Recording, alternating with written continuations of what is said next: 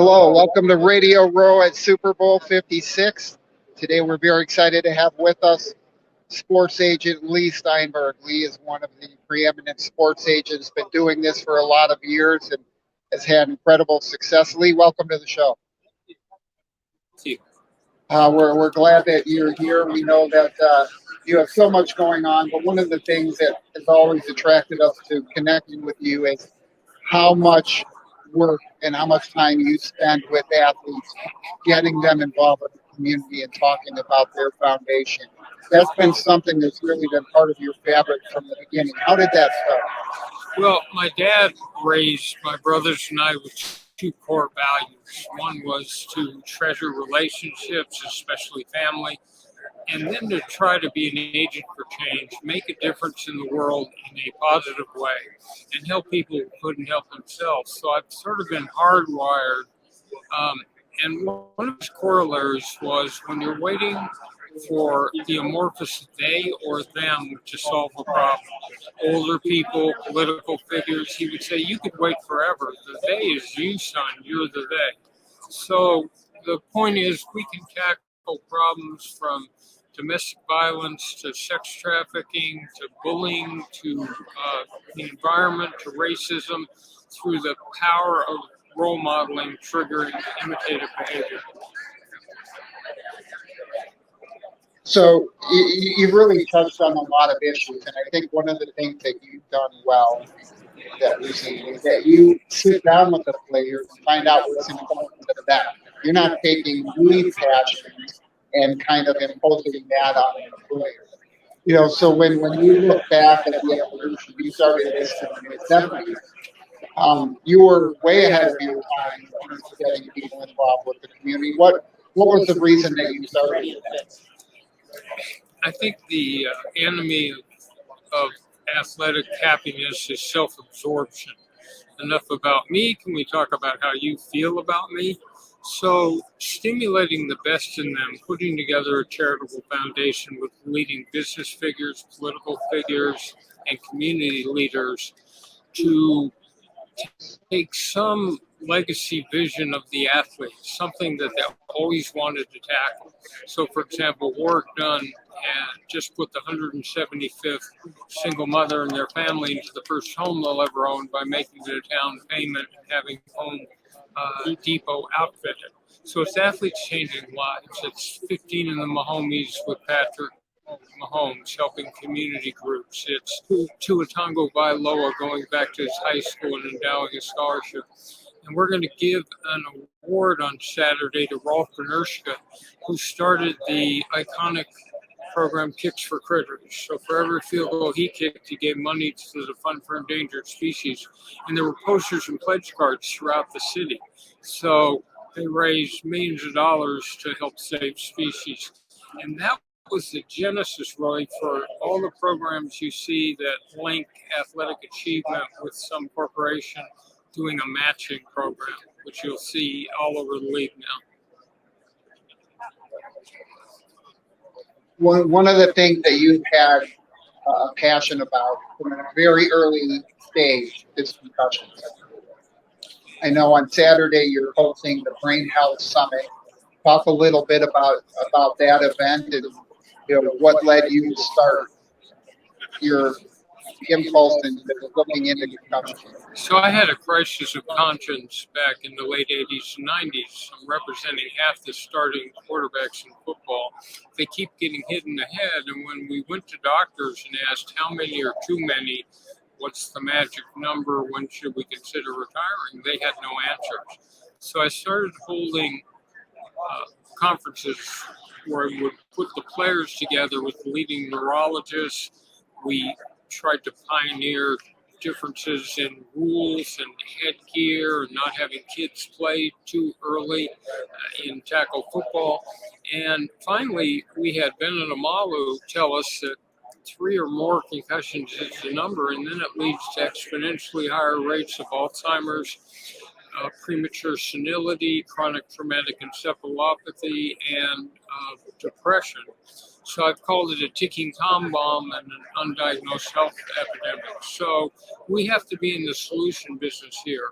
eventually we'll see football played with no hitting during training camp and no hitting during practice. So that will cut it down some.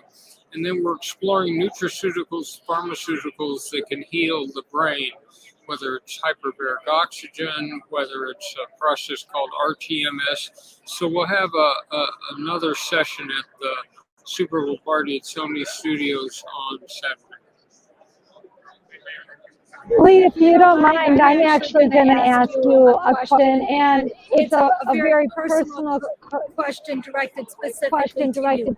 If I gave you $25,000 and I said, Leigh, do whatever you want with this money, but use it for good to create hope and possibility through sports, where would you put your $25,000? I would put it into training people to be the advanced vanguard against hate.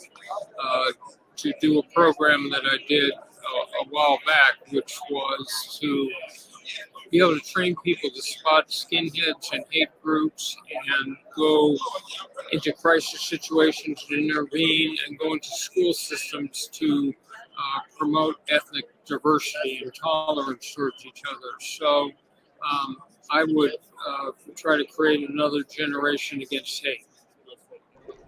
I love it. I just want to say, living in Milwaukee, Wisconsin, one of the top 10 most segregated cities in the United States, being a single mom with 8 kids, Leigh, thank you. Thank you. Thank you. Thank So you. many cities and communities need that, and I applaud you. Well, we did the 30 biggest cities in the country some time ago, and now it's time to redo it.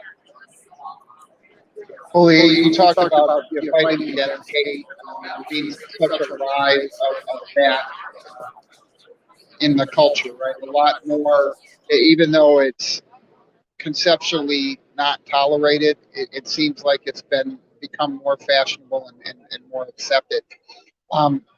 When you start working with your players, when they come out of college, how do you deal with that? Because with social media today, the ability for the average fan to express hate directly at the athlete is substantially more than it was in the old days, where maybe they had to wait on hold for 25 minutes to get on a sports talk radio show, and they could be cut off at any minute. It's pretty clear that athletes are under a microscope the minute they leave their home or wherever they go. And so a certain amount of care has to go into what they post and how they express themselves. And you fight hate with programs that raise people's awareness, and you take the darkness and you try to light lights. So the world has changed. College sports in the last 12 to 24 months, the landscape has really changed with the discussion of NIL. Now players are allowed to have some form of representation, at least, and not lose their eligibility, not in terms of negotiating contracts, but in terms of endorsements and marketing opportunities. How has that changed the landscape for you as an agent? You've always needed to go and recruit players earlier, but now there's actually something you can do for them while they're in college. So it's been a revolution since July 1st, when the new NIL policy allowing players to have a marketing agent was instituted. And among other things, it moves earlier the time that it's necessary to talk to a player. So normally in football, you would not be talking to a player until their junior year, because they couldn't come out in the draft anyway. Well, now all of a sudden it's necessary to spot the top high school players. Football has been 3 years, basketball one and done. Baseball's always had high schoolers, but that's so much earlier time than I'm used to talking to players in. And fundamentally, it's their parents that you're talking to at that point. But it moves the whole timetable to a much earlier point. I know Kayla had some questions on the concussion area, and in terms of some of the potential treatments, things using CBD oil and things like that. Kayla, do you want to Yeah, Leigh, so here's the thing. This is what I struggle with as a mom, right? We've got this whole group of kids who are trying to say, don't use drugs, don't get into gangs, you don't just stay away from all of it, get an education, play sports. I also know a lot of athletes who are using CBD and marijuana to mitigate some of the concussions and physical ailments.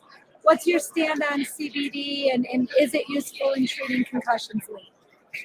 Well, I think CBD, we don't have studies because it hasn't been done long enough, but anecdotally, you would assume that it's helpful.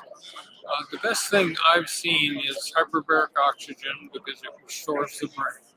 There's a new brain process called RTMS that use magnets and electricity. And it's been able to stimulate a concussed brain and to try to return it. There's also biofeedback. So I think it's all helpful. The using CBD or even marijuana as an alternative to using opioids makes sense to me because we have a whole epidemic of athlete goes into the hospital, treated with opioids, comes out with an addiction. That's not great. So that's actually, that's my next question for you. my next You've got question the for Brain you, Health Summit coming up this weekend. You're working hard to make a difference in the community. Will you tell everybody who might be watching this a little bit about the Brain Health Summit? So we've put neurologists and experts in the field together into a panel setting. And we're going to bring a couple hundred people from across the country to explore, again, awareness, prevention, and cure.